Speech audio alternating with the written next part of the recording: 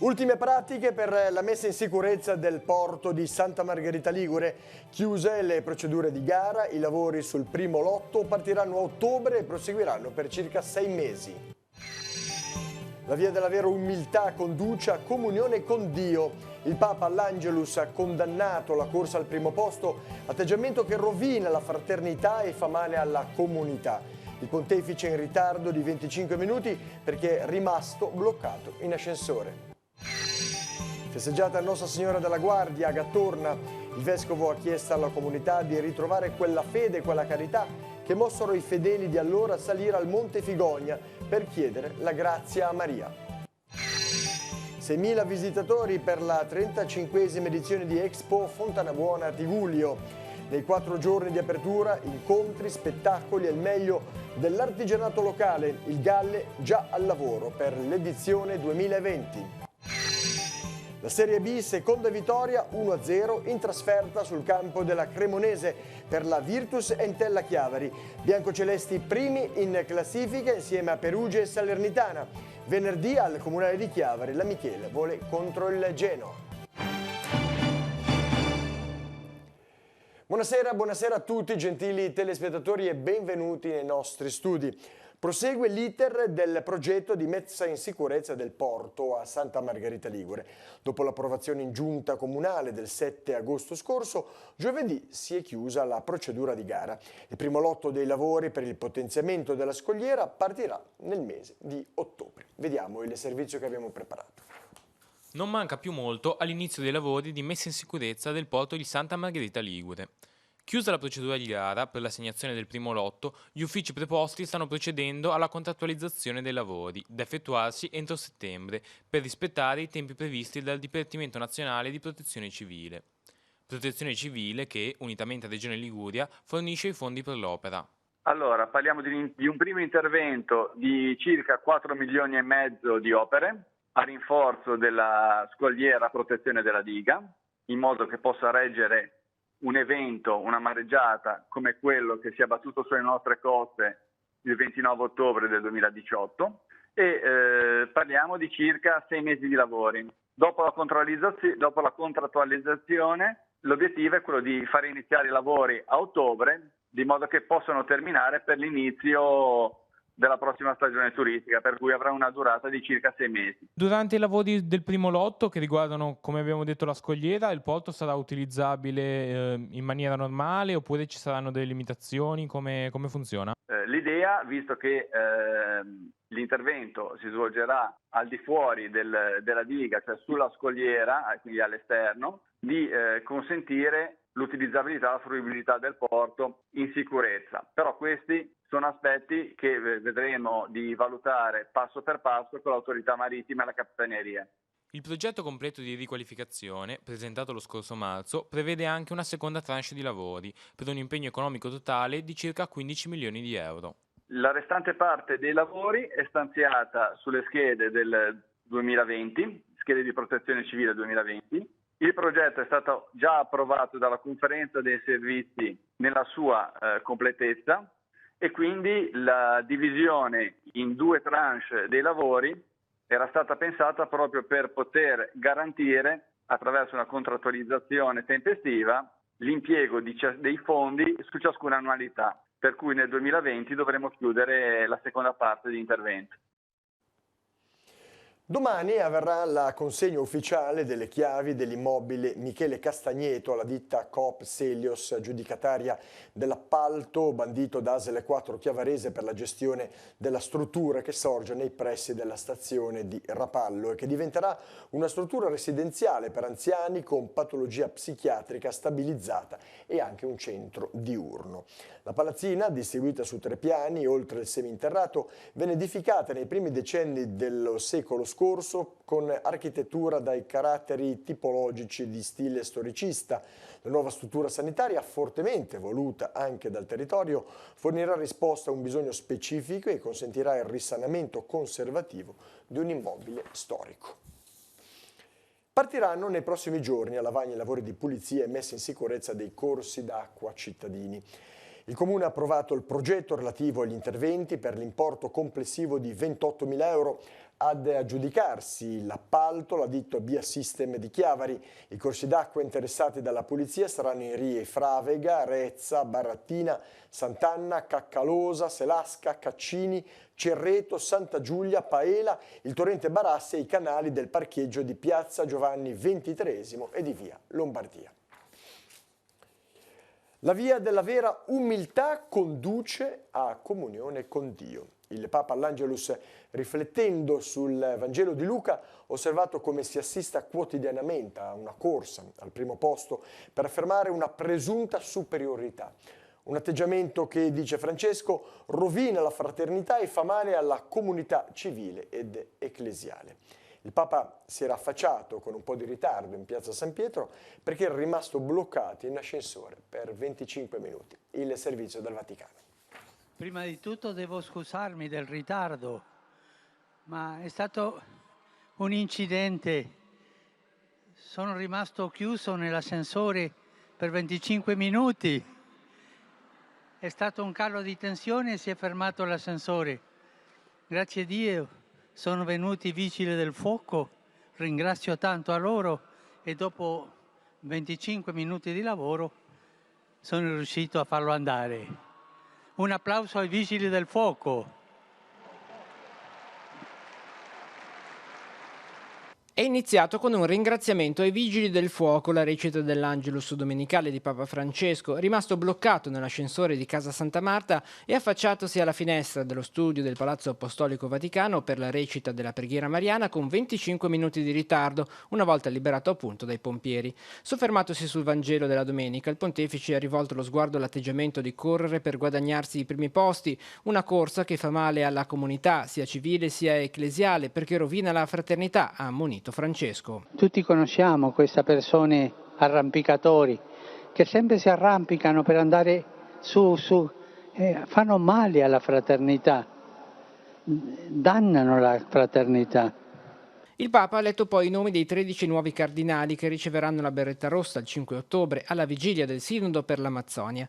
Esprimere la vocazione missionaria della Chiesa che continua ad annunciare l'amore misericordioso di Dio a tutti gli uomini della terra, le parole del pontefice nell'annunciare la convocazione del Concistoro. Nei saluti al termine dell'Angelus il Papa ha ricordato poi la giornata mondiale di preghiera per la cura del creato, invitando ad assumere uno stile di vita più sostenibile. Una preghiera ecumenica che anima la presa di coscienza e l'impegno per tutelare la nostra casa comune, a partire da uno stile di vita personale e familiare più sostenibile. Da oggi fino al 4 ottobre, festa di San Francesco di Assisi, è un tempo favorevole alla lode di Dio per tutte le sue creature e all'assunzione di responsabilità di fronte al grido della terra. Una comunità in festa per ricordare la grazia concessa 165 anni fa di essere preservata dalla peste. Gattorna ha così celebrato la patrona Nostra Signora della Guardia. La Santa Messa solenne della domenica è stata presieduta dal Vescovo di Chiavari, Monsignor Tanasini. Il Vescovo ha chiesto ai fedeli di ritrovare quella fede e quella carità che mossero i fedeli di allora. Vediamo. La carità ha animato quegli uomini che sono andati fino al santuario della Guardia a invocare la grazia di Maria. Anche questa carità è da riscoprire per viverla. Riscoprire la fede autentica, quella che ha mosso l'azione di una comunità che nel 1854 salì al santuario di Montefigonia per chiedere a Maria di essere preservata dalla peste, ma anche la carità vera che mette al centro l'altro, sull'esempio della tenerezza di Maria. E l'invito che Monsignor Tanasini ha fatto ai fedeli di Gattorna, realtà in festa per la patrona Nostra Signora della Guardia. Nel 165° anniversario del miracolo, il Vescovo ha chiesto di ritrovare la fede e la carità che mossero i fedeli di allora per metterli in pratica anche oggi. Sono andati insieme, forse memori di quanto dice l'Apostolo, che la preghiera di più diventa più forte, che la preghiera fatta insieme, raccolta dalle voci di tanti, diventa un'invocazione più forte davanti a Dio. non perché Dio ci senta meglio, ma perché è animata dalla carità.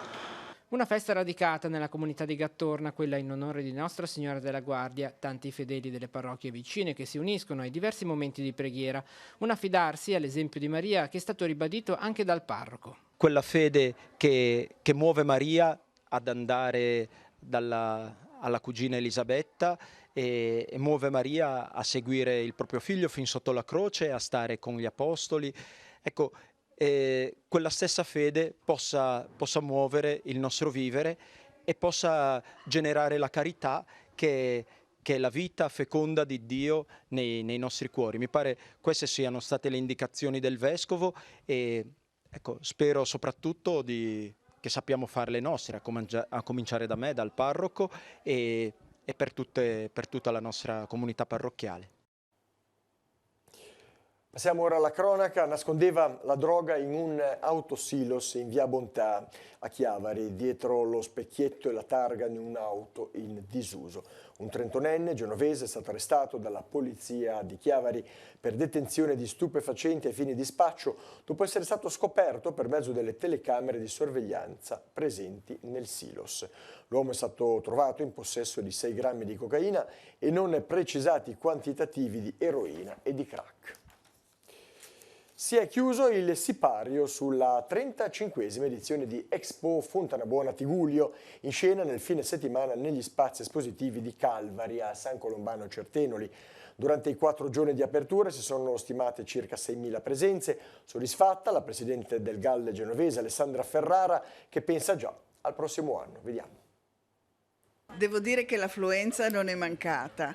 Da un primo bilancio sommario possiamo dire che sicuramente abbiamo in linea di massima confermato le presenze dell'anno scorso. Il nostro obiettivo logicamente è quello di migliorare sempre di più e potrebbe veramente il prossimo anno esserci l'opportunità con l'aumento degli espositori e l'aumento degli spazi espositivi con questo nuovo rifatto padiglione geodetico che alle nostre spalle e che Città Metropolitana per la quale ha già avviato tutta la programmazione per consolidare questi spazi atti anche non solo ad uso scolastico ma anche a spazi espositivi destinati a Expo. Spazi espositivi ma anche spazi all'approfondimento. Nell'ultima giornata si è parlato di apicoltura, ma in generale tutto quello che è agricoltura, peculiarità di questa vallata è stato un po' al centro anche di approfondimenti proprio. Sì. Abbiamo avuto diversi momenti in cui abbiamo potuto approfondire molte tematiche. In particolare devo dire che è stato veramente molto sentito il convegno che abbiamo fatto per l'approfondimento sul tema dei rifiuti, in particolare dell'umido. Ho visto che ci sono state tante presenze, non solo di tecnici del settore, i sindaci della vallata, ma anche qualche sindaco della costa. È una materia veramente interessante e c'è proprio la volontà di approfondire tutti questi argomenti che sono utili anche per il singolo cittadino a livello proprio di conoscenza personale. In occasione dell'inaugurazione il sindaco Marco Bucci sottolineava che le grandi imprese nascono da piccole idee. Expo forse è una piccola realtà ma che può essere da volano per un territorio grande? Sì. Secondo me è una piccola realtà, ma da questa realtà possono nascere veramente delle situazioni di sinergia incredibile. Io ho visto già in questi ultimi mesi in cui ho potuto approfondire i rapporti con i sindaci della vallata che stanno nascendo veramente dei nuovi rapporti e nuova fiducia reciproca. Questo può essere solamente non solo un auspicio ma anche una premessa per un ottimo lavoro che si svolgerà sicuramente nei prossimi mesi. E uno dei tanti protagonisti di questa Expo 2019 è stata ancora una volta la nocciola. Nella giornata conclusiva si è svolto anche un concorso che ha premiato le torte più buone realizzate proprio con questo buon ingrediente. Vediamo. Che ricetta ha usato per convincere la giuria? Allora, una ricetta di mia nonna. Quindi infatti l'ho chiamata ricordo della nonna perché è una ricetta sua che mi ha tramandato, era la mamma di mio papà e quindi è un segreto di famiglia. Però è stato molto apprezzato sia dalla giuria popolare che dalla giuria degli esperti. Infatti non me l'aspettavo, perché è una torta che è cioè del cuore, diciamo, non è è proprio del cuore, quindi mi sono emozionata anche per il ricordo della nonna, esatto. Com'è stato questo riscontro che avete avuto? Ma un riscontro sempre che funziona, nel senso che comunque noi promuoviamo la nocciola, lo facciamo nella nostra serata gastronomica, e l'abbiamo fatto anche quest'anno con alcune specialità, e poi per il terzo anno, questa è la terza edizione del concorso, la più buona della 35esima Expo per quest'anno. La qualità è stata veramente notevole, tant'è vero che la giuria autorevole che ha dovuto giudicare con i vari assaggi ha faticato, perché comunque erano veramente prodotti buoni e squisiti, e con l'utilizzo proprio del nostro nocciolino misto Chiavari, che ha un particolare sapore che palati fini come la giuria che abbiamo hanno saputo riscoprire. Sta decollando la nocciola? Ma diciamo di sì, nel senso che comunque c'è una serie di iniziative. L'anno scorso l'abbiamo fatto a ottobre, penso che lo ripeteremo, un corso per il recupero dei noccioleti, o quantomeno per il mantenimento di quelli che già ci sono. C'è stato fatto una proposta al Marsano, che hanno accettato nell'anno scolastico scorso, di avere un appezzamento, un noccioletto incomodato d'uso. Ci sono delle aziende che iniziano di nuovo al recupero del noccioletto. Certo, è una cosa molto lenta, speriamo soprattutto che arrivino magari una parte anche di contributi, perché la difficoltà non è tanto il recuperare il territorio quanto proprio la difesa forse del territorio. Il GAL Verderame Liguria ha aperto un bando per il sostegno alla realizzazione dei dossier di candidatura per l'inserimento delle terrazze a noccioleto del Tigullio nel registro nazionale dei paesaggi rurali di interesse storico, delle pratiche agricole e delle conoscenze tradizionali. Ne dà notizia il consigliere regionale Claudio Muzzo, che sottolinea come sul tema del recupero e della valorizzazione dei terreni agricoli la Regione si è impegnata con determinazione nella consapevolezza che essi costituiscono il primo argine contro il dissesto idrogeologico, oltre che una risorsa per la crescita del settore e di tutto l'indotto.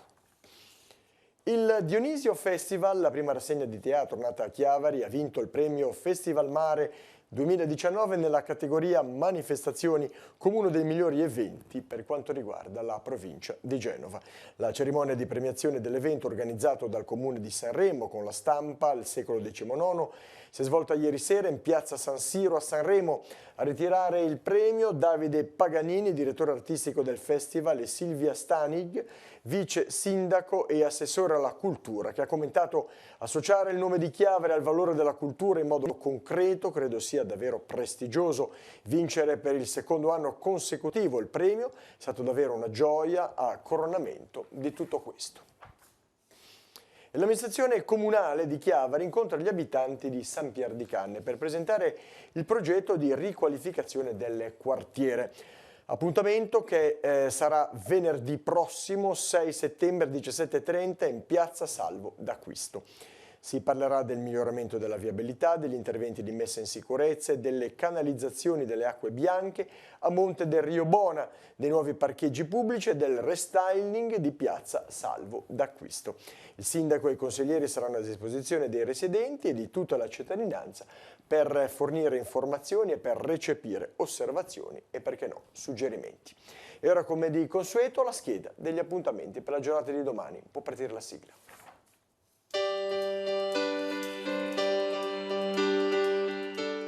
Appuntamenti in agenda per martedì 3 settembre. Torna il mercato agricolo in via Salvia, Sestri Levante, aperto dalle 9 alle 13. Presenti gli operatori locali con i prodotti. Letture animate e altre meraviglie, appuntamento per bambini e genitori alla Biblioteca del Mare di Riva Trigoso a Sestri Levante. Fantasticamente Biblioteca si svolge dalle 15:30 alle 16:30. Seconda giornata del Portofino Dubbing Glamour Festival a Santa Margherita Ligure alle 17 nella sala spazio aperto di Via dell'Arco, presentazione della raccolta Duet of Formula.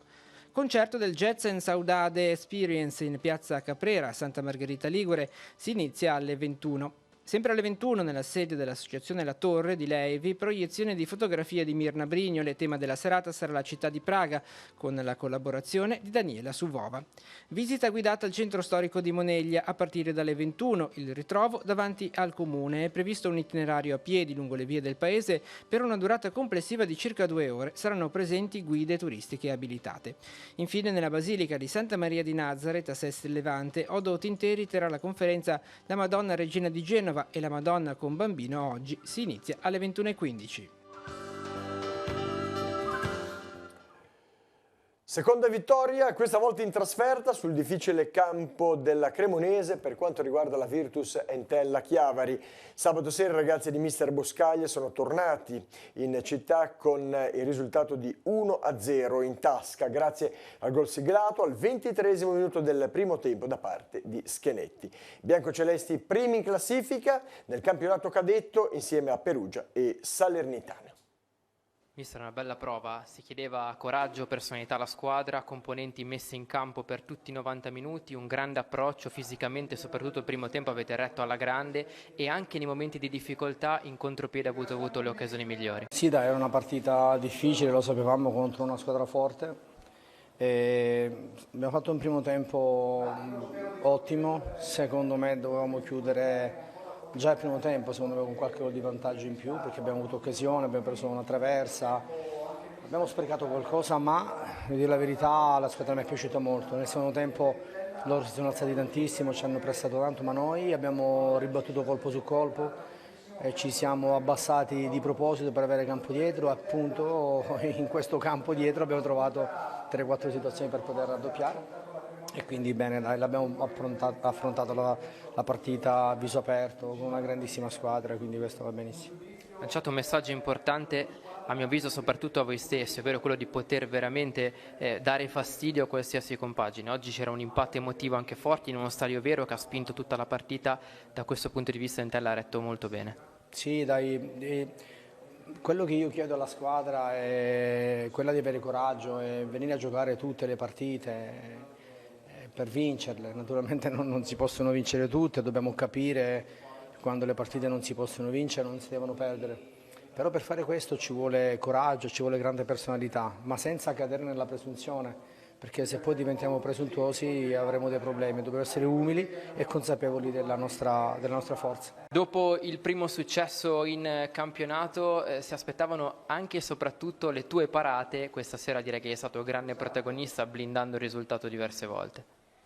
Sì, sono contento della mia prestazione, ma era importante portare i 3 punti a casa, quindi al di là della mia prestazione abbiamo fatto una grande prova tutta la squadra con grande carattere, grande personalità, e quindi la vittoria è del gruppo, di tutti quanti.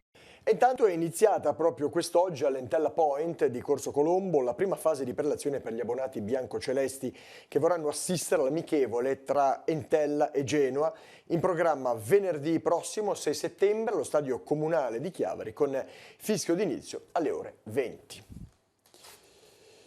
Dai professionisti ai dilettanti, la Serie D è iniziato nel peggiore dei modi il campionato 2019-2020 per quanto riguarda la Lavagnese.